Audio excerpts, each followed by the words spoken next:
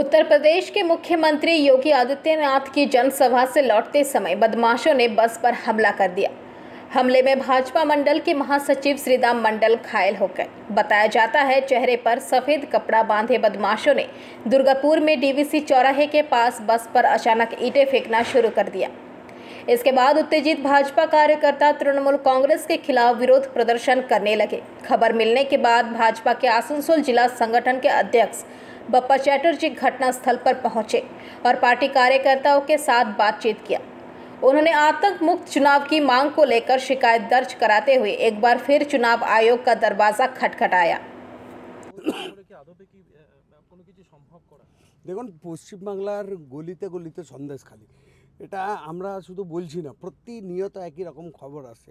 বর্ধমান, খাগড়াগড় আমরা দেখলাম, আমরা বীরভূমে দেখলাম বোম বিস্ফোট হতে, আমরা পুরো এলাকা মানে পুরো পশ্চিমবাংলা দেখলাম যে বোমের স্তূপের ওপর দাঁড়িয়েছে। মানে পশ্চিমবঙ্গ আজকে পুরোপুরি দ্বিতীয় কাশ্মীরের রূপ নিয়ে ফেলেছে। সুতরাং এখানে সন্ত্রাসবাদীদের আস্তাগড়ের পরিণত হয়েছে এবং তার নিদর্শন, চরমতম নিদর্শন হচ্ছে এই বাস ভাঙচুর করা। তার মানে এই পশ্চিমবঙ্গকে, শান্ত পশ্চিমবঙ্গ, স্বামী বিবেকানন্দ বিদ্যাসাগরের পশ্চিমবঙ্গকে আজকে তৃণমূলী জিহাদিদের, উন্মাদীদের পশ্চিমবঙ্গতে রূপায়িত করেছে।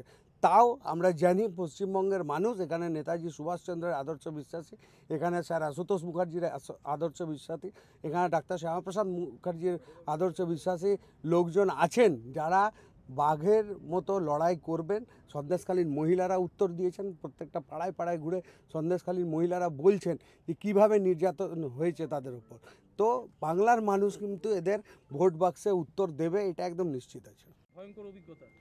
আমরা মানে আসার পথে আমরা যখন আসছিলাম হঠাৎ মানে কিছু লোক মানে 5-6 জন মতন মুখে গামছা, হাতে লাঠি এসব দাঁড়িয়ে আছে। আমরা বিশ্বাস করি না যে কিছু হবে। আমরা গাড়ি নিয়ে আসছে, হঠাৎ একটা বড় পাথর নিয়ে আমাদের গাড়ির কাছে মেরেছে। তো তখন আমরা মানে গাড়ি এতটা জোরে চলছিল যে গাড়ির সঙ্গে সঙ্গে তো দাঁড় করানো যাবে না, দাঁড় করালে এখন অসুবিধা আছে, ছোটো বাচ্চা আছে, আমার কোলে একটা ছোট। তো অনেকটাই আমরা ভয় পেয়ে গেছিলাম।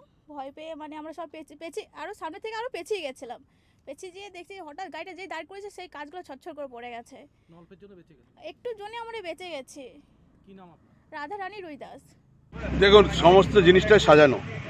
এখন বিজেপি পায়ের তলায় কোনো মাটি নেই, তারা একটা গল্প ফাঁদছে। সেই গল্প ফেঁদে যদি বাংলার মাটিতে প্রবেশ করে যদি 2-1টা সিট পাওয়া যায়, আমি নিশ্চিতভাবে বলতে পারি 42টা আসনের মধ্যে 42টা আসনে তৃণমূল কংগ্রেসের জয়যুক্ত। আজকে ঘটনাকে কীভাবে ব্যাখ্যা করবে?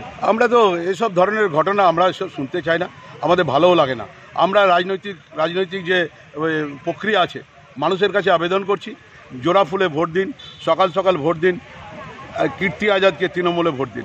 এছাড়া আমরা বাইরে কিছু জানি। এটা কি কোনো নাটক একটা কি মনে হয়? একদম চক্রান্ত।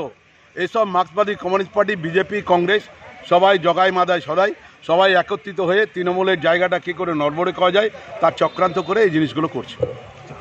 কি বলবেন?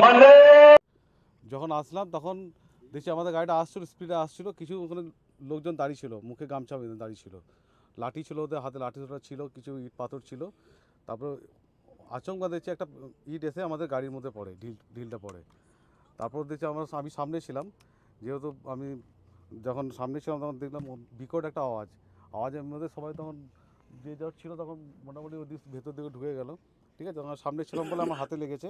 আর একটা বাচ্চা ছেলে ছিল ওর মহিলাটার, হ্যাঁ, ও যদি লেগে তো আরও বিপজ্জনক হতো। তখন আমার জবাব দিতে একদম তৃণমূলের লোকরা ছিল। হ্যাঁ, এই বাচ্চা ছেলেটা যদি পেয়ে যেত তাহলে আরও বিপজ্জনক হতো। যাই হোক, আমাদের ভাগ্যিস ভালো পাইনি। আমার নাম হচ্ছে Siddhanta Pal, channel. Bureau report, PVTV news.